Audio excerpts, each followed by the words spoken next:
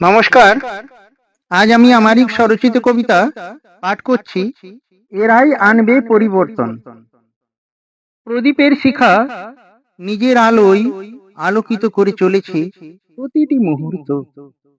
জীবনের শেষ নিঃশ্বাস ত্যাগ করার পূর্ব মুহূর্তে সে ভোলেনি তার কর্তব্য। প্রাণপণ চেষ্টা চালিয়ে গেছে ভোরের আলোয় অপেক্ষায় আধার কাটাতে। প্রমাণ করেছে তার দৃঢ় নিশ্চয়, তার কর্তব্য পরায়ণ কর্ম দু চোখ মেলে দেখাতে।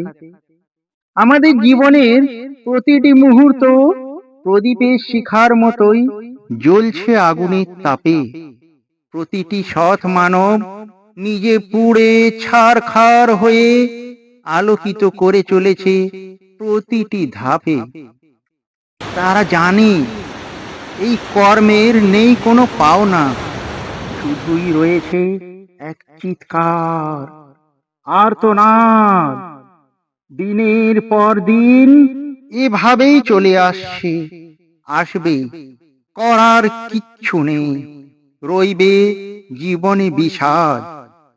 পরোপকারী শব্দটি আজ বিলুপ্ত প্রায়, হয়তোবা অদৃশ্য হতে চলেছে সমাজে।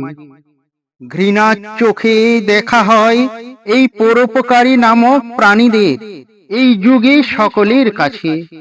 সকলেই জানে এই প্রাণীদের জন্য রয়েছে সমাজে আজও শুধু একটি আশার কিরণ।